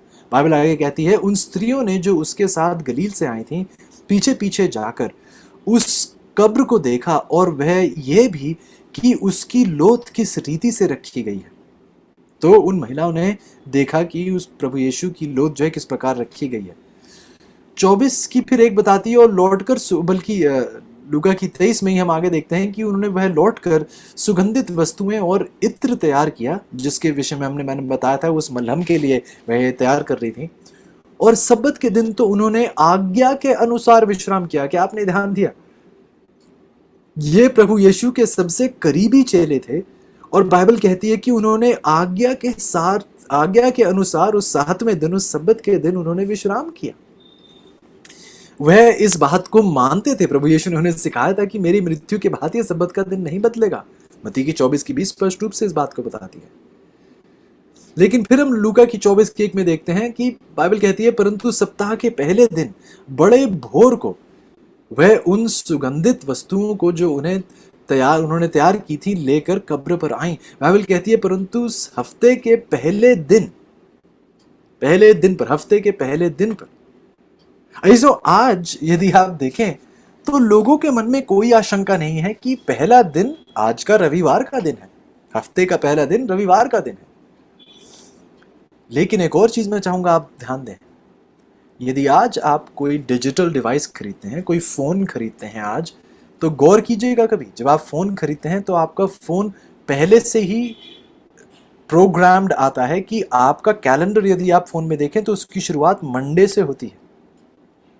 गौर कीजिएगा, आजकल यदि आप कोई डिजिटल डिवाइस खरीदें तो पहले से ही प्रोग्राम्ड आता है। उससे आप बदल सकते हैं, प्रोग्राम में ही आप बदल सकते हैं, अपने फ़ोन में ही आप उसे बदल सकते हैं, लेकिन पहले से ही वह प्रोग्राम होकर इस प्रकार से आता है कि आप हफ्ते की शुरुआत देखेंगे मंडे से की जाती है। तो यदि आप उस बात पर ध्यान दें तो आपको पता चलता है कि दुनिया किस ओर हमारा ध्यान लेकर जाना चाह रही है। यदि आप देखेंगे तो फोन में आप देखेंगे कि हफ्ते की शुरुआत, पहला दिन सोमवार कहा जाता है। तो यदि आप सोमवार को पहला दिन रखकर गिनती शुरू करेंगे तो कहां पहुंचेंगे? 7वां दिन कौन सा पहुंचेगा? रविवार का दिन पहुंचेगा। तो आप देखिए किस प्रकार से दुनिया हमारा ध्यान उस ओर लेकर जाना चाहती है। ये एक योजना है जो परमेश्वर के वचन से अलग करती है। लेकिन अब आप खुद ही देखिए कि इस दुनिया में ही इतना सब कुछ, ये सारी योजनाओं के बावजूद भी पूरी दुनिया इस बात को मानती है कि रविवार के दिन को ही, ईस्टर संडे कुछ लोग कहा जाता है, बल्कि ईस्टर का कोई लेना देना नहीं है। ईस्टर जो शब्द है, जिसको कहा जाता है कि ये तो प्रभु यीशु के जी उठने का दिन है, ईस्टर का प्रभु यीशु के जी उठने से कोई रिश्ता नाता नहीं है, कोई रिश्ता नाता नहीं है। ईस्टर एक बुत प्रस्ती का एक ऐसा त्योहार है जो एक ऐसे बुत प्रस्त, एक देवता की पूजा के लिए रखा जाता है। और ईस्टर का प्रभु यीशु के, सचमुच में ईस्टर जो शब्द है उसका प्रभु यीशु के जी उठने से सचमुच में कोई संबंध नहीं है। लेकिन मसीही लोग उसे आजकल ईस्टर के तौर पर मानते हैं। ईस्टर संडे के उस दिन प्रभु यीशु जी उठे थे। लेकिन वह इस चीज़ को ज़रूर मानते हैं कि रविवार के दिन प्रभु यीशु जी उठे, और मानते हैं कि रविवार ही हफ्ते का पहला दिन है। यदि हफ्ते के पहले के दिन में कोई आशंका नहीं है हमें, तो हमें हफ्ते से पहले दिन से, उस हफ्ते का जो पहला दिन है उसके पहले का दिन, उससे पिछले दिन जो है उसके बारे में भी कोई आशंका नहीं होनी चाहिए। 7वें दिन के बाद ही पहला दिन फिर शुरू होता है। लूका की 23 और 24 स्पष्ट रूप से हमें इस सच्चाई को बताती है। तो हम देखते हैं चीजों की बाइबल बार बार इस सच्चाई को हमारे सामने पेश करती है। लेकिन कुछ लोग कहेंगे कि नहीं नहीं, हम पहले दिन को पवित्र इसलिए मानते हैं क्योंकि पहला दिन जो है एक चिन्ह है, हमें याद दिलाता है, एक यादगार है प्रभु यीशु के जी उठने की, इसलिए हम पहले दिन को जो है पवित्र मानते हैं। आप सुनेंगे जो हमारे मसीह भाई बहन हैं जो पहले दिन को पवित्र मानकर आराधना उपासना करते हैं, वह कहेंगे नहीं, हम पहले दिन को इसलिए पवित्र मानते हैं क्योंकि वह प्रभु यीशु के जी उठने की, उसके जलाए जाने के का एक चिन्ह है। सच्चाई तो यह चीजों की ये सरासर गलत है। बाइबल में एक ऐसी आयत नहीं है जिस पर आधारित आप ये कह सकें कि पहला दिन प्रभु यीशु के जिलाए जाने की यादगार में हम पवित्र मानते हैं। ऐसी एक आयत नहीं है बाइबल में, बल्कि एक ऐसी आयत जरूर है जो हमें बताती है कि प्रभु यीशु के जिलाए जाने का चिन्ह क्या है। रोमियो की 6 की 3 और 4 में देखिएगा, बाइबल बताती है कि प्रभु यीशु के जिलाए जाने का चिन्ह क्या है। रोमियो की 6 की 3 और 4, Roman 6 verse 3 and 4, Roman 6 verse 3 and 4, रोमियो की 6 की 3 और 4, बाइबल कहती है, क्या तुम नहीं जानते कि हम जितनों ने मसीह यीशु का बपतिस्मा लिया तो उसकी मृत्यु का बपतिस्मा लिया। देखिए बाइबल स्पष्ट रूप से बताती है कि यदि आप नहीं जानते कि जितने लोगों ने प्रभु यीशु का बपतिस्मा लिया तो उसकी मृत्यु का बपतिस्मा लिया, सो उस मृत्यु का बपतिस्मा पाने से हम उसके साथ गाड़े गए। उसका बपतिस्मा पाने से, उसकी मृत्यु का बपतिस्मा पाने से हम उसके साथ गाड़े गए, ताकि जैसे मसीह पिता की महिमा के द्वारा मरे हुओं में से जिलाया गया, वैसे ही हम भी नए जीवन की सी चाल चले। जो बाइबल बहुत स्पष्ट रूप से रोमियो की 6 की 3 और 4 में बताती है कि जिस प्रकार से प्रभु यीशु की मृत्यु हुई, वह गाड़े गए और जलाए गए, हम ठीक वैसा ही अनुभव करते हैं। एक चिन्ह के तौर पर, एक प्रतीक के तौर पर हम वैसा ही अनुभव करते हैं जब हमें बपतिस्मा दिलाया जाता है। हम प्रभु यीशु की मृत्यु में गाड़े जाते हैं और फिर हम नए किए जाते हैं, हम जिलाए जाते हैं, एक नए जीवन में हमारी शुरुआत होती है। अजीजों, प्रभु यीशु के जिलाया जाना, प्रभु यीशु का जिलाए जाने का चिन्ह, यह चिन्ह बपतिस्मा है, बल्कि हफ्ते का पहला दिन नहीं, रविवार का दिन उस चीज को नहीं दर्शाता है। बल्कि इस बाइबल की सच्चाई बताती है कि बपतिस्मा उसके जिलाए जाने का चिन्ह है, रविवार का दिन उसके जिलाए जाने का चिन्ह नहीं है। ऐसी कोई आयत नहीं है बाइबल में जो इस बात को दर्शाए। तो बाइबल स्पष्ट रूप से हमें बताती है, परमेश्वर का कलाम स्पष्ट रूप से हमें बताता है कि 7वां दिन ही सबत का दिन है। दूसरा जरिया हमने बताया था कि भाषाएं, यदि आप भाषाएं देखें तो इस जगत की भाषाएं करीबन 140 भाषाओं से भी ज्यादा 140 भाषाओं से भी ज्यादा भाषाएं हैं, जो जहां पर 7वें दिन, जो हफ्ते का 7वां दिन है, उसका नाम सबत से जुड़ा हुआ है। इस देश में, अब इस पृथ्वी पर 140 से भी ज्यादा भाषाएं हैं, जिन भाषाओं में 7वें दिन का जो नाम है वह नाम सबत के दिन से जुड़ा हुआ है। यूनानी भाषा में 7वें दिन को साबाटोन कहा जाता है। स्पेनिश भाषा में सबत के दिन को साबाडो कहा जाता है। पोर्चुगीज जो भाषा है, पुर्तगाल की जो भाषा है, उसमें भी सब 7वें दिन को साबाडो कहा जाता है। इटालियन यदि आप देखें, इटली जो देश है, उनकी भाषा में भी 7वें दिन को साबाटो कहा जाता है। फ्रेंच यदि आप देखें तो फ्रेंच भाषा में 7वें दिन को समेदी कहा जाता है। जर्मन भाषा आप देखें तो उसे समस्टाग, 7वें दिन को समस्टाग कहा जाता है। रशियन भाषा, आप रूस की भाषा देखें तो रूस की भाषा में 7वें दिन को सबोटा कहा जाता है। और रूस तो बल्कि एक कम्युनिस्ट देश है, एक ऐसा देश जो जो जहां पर कानूनी रूप से जो है लोग, जो सरकारी है वह किसी धन पर विश्वास ही नहीं करती, लेकिन फिर भी 7वें दिन को सबोटा कहा जाता है। पोलैंड में यदि आप देखें तो पोलैंड की भाषा में भी 7वें दिन को सोबोटा कहा जाता है। बार बार अजीजों, इसी प्रकार से आप देखें 140 भाषाओं से भी ज्यादा भाषाएं हैं जहां पर 7वें दिन का जो नाम है वह सबत जो शब्द है उसके साथ जुड़ा हुआ है।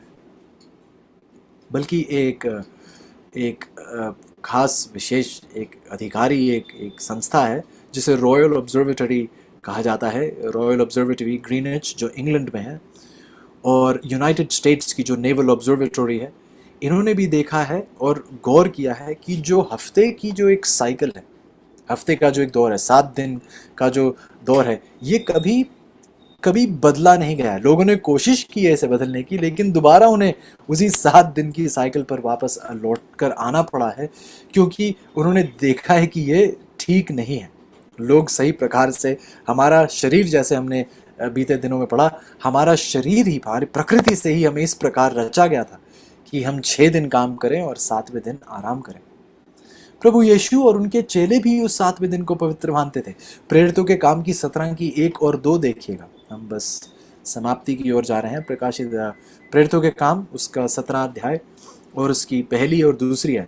प्रेरितों के काम की 17 की 1 और 2, एक्ट्स चैप्टर 17 वर्स 1 एंड 2। प्रेरितों के काम की 17 की 1 और 2 बाइबल कहती है, वह थिस्सलुनीके में आए, ये जहां यहूदियों का एक आराधनालय था, और पौलुस अपनी रीति के अनुसार, एक बार फिर बाइबल कहती है, पौलुस अपनी रीति के अनुसार उनके पास गया और 3 सबत के दिन पवित्र शास्त्रों से उनके साथ विवाद किया। अब ध्यान दीजिए, जो प्रेरितों के काम की किताब प्रभु यीशु के जीवन, उनकी मृत्यु, जलाए जाने, स्वर्ग में जाने के बाद की किताब है, और पौलुस का जिक्र किया जा रहा है।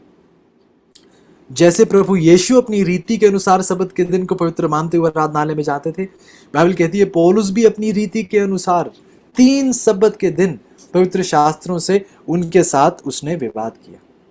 बाइबल अजीजों एक बार फिर स्पष्ट रूप से बताती है कि परमेश्वर के चेले उनकी मृत्यु, जलाए जाने, स्वर्ग में जाने के बाद भी 7वें दिन को, सबत के दिन को पवित्र मान रहे थे।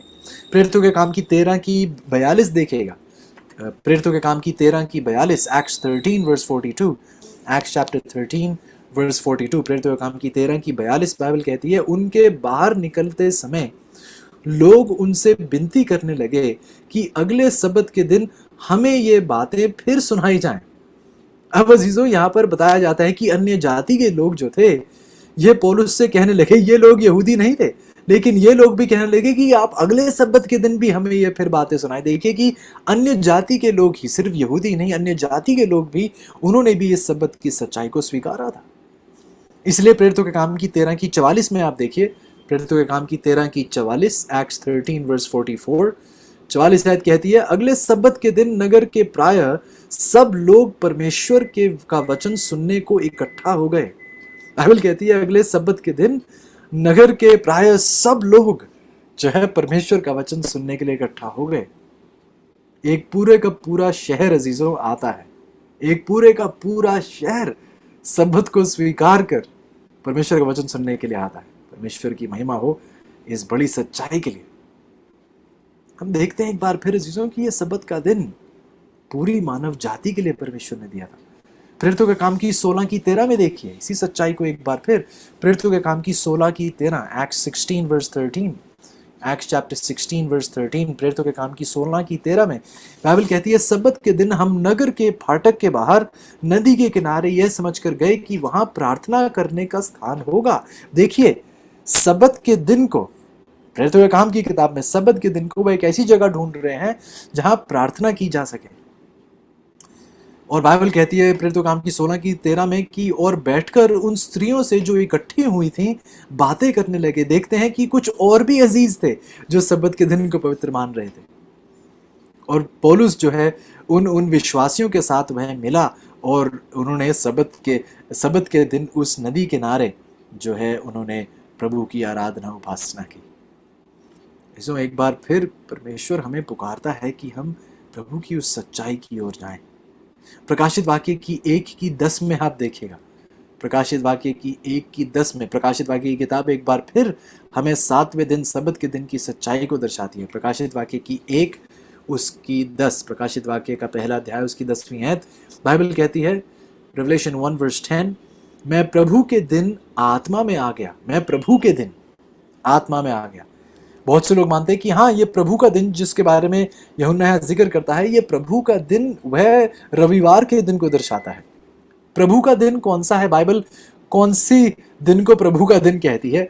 बाइबल में देखिए इन आयतों को, कौन सा दिन प्रभु के कलाम के मुताबिक कौन सा दिन प्रभु का दिन कहलाता है।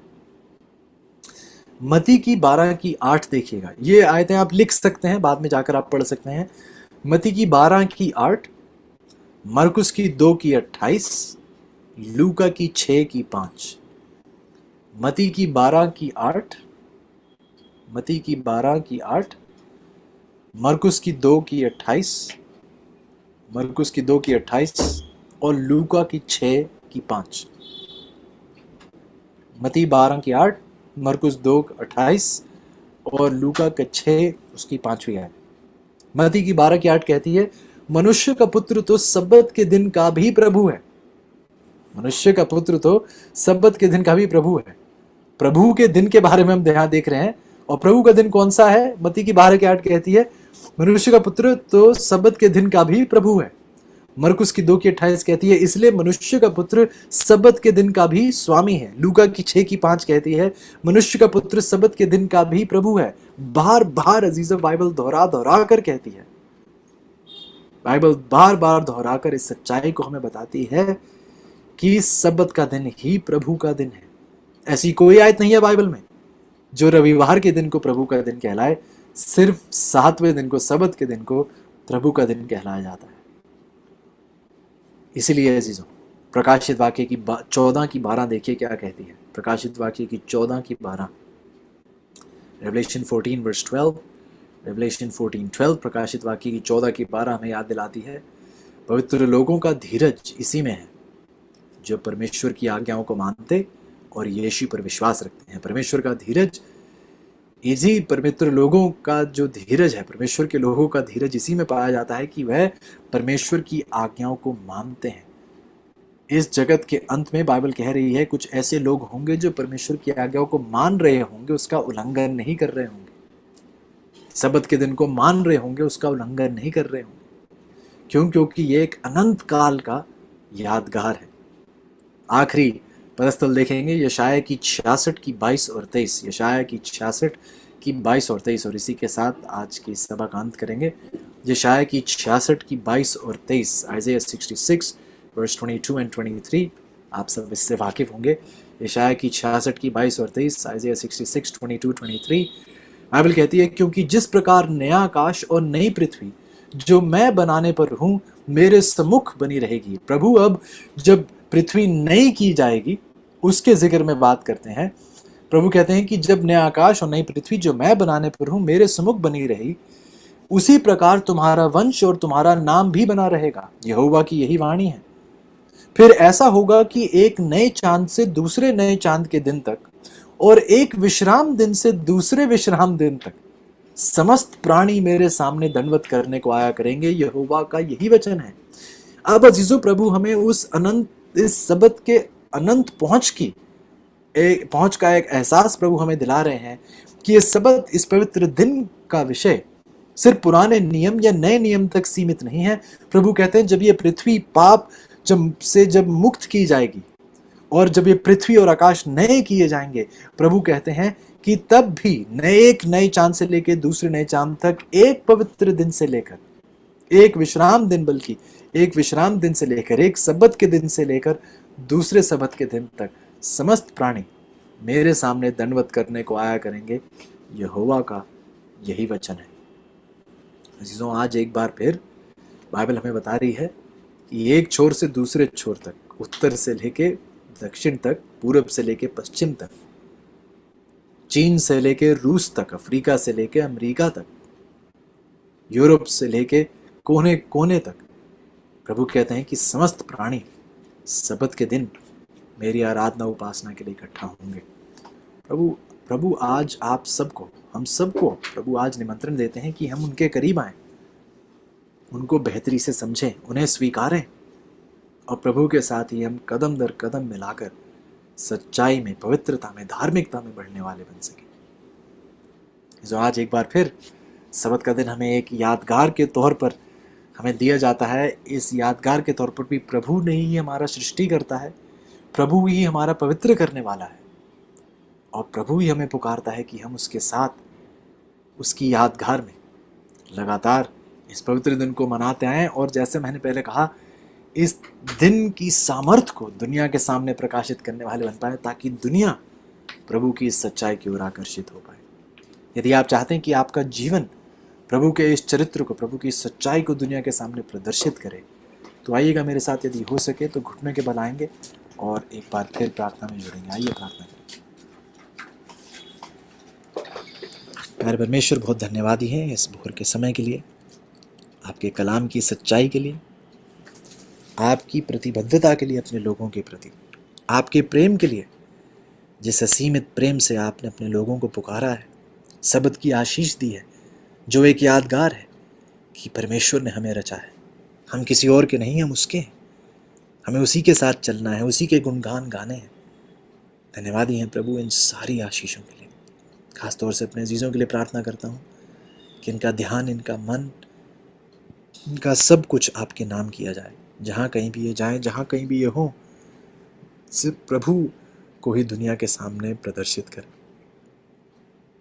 धन्यवादी हैं प्रभु इस मौके के लिए कि आप हमें महीने दर महीने, सबत दर सबत आप हमें अपने कलाम की गहराई में लेकर जा रहे हैं। विनती करता हूँ प्रभु कि हम ये सब कुछ प्राप्त कर कर सिर्फ ज्ञानी ही ना बने, बल्कि सच्चे मसीही बने, ताकि दुनिया देखने वाली बन सके कि एक सच्चा, जीवित, चमत्कारी परमेश्वर है, सर्वशक्तिमान परमेश्वर है, जो अपने लोगों से असीमित प्रेम करता है और उन्हें लेने के लिए बहुत जल्द आ रहा है। हमें हिम्मत, ताकत दीजिएगा प्रभु जी, ताकि जिस पवित्रता में आप हमें बढ़ोतरी देते हैं, ये पवित्रता दुनिया देख सके और आपकी ओर आकर्षित हो, सच्चाई की ओर आकर्षित हो। क्योंकि ये सारी आशीषें विश्वास के साथ, धन्यवादी समेत हम प्रभु यीशु के नाम से मांगते हैं। आमीन।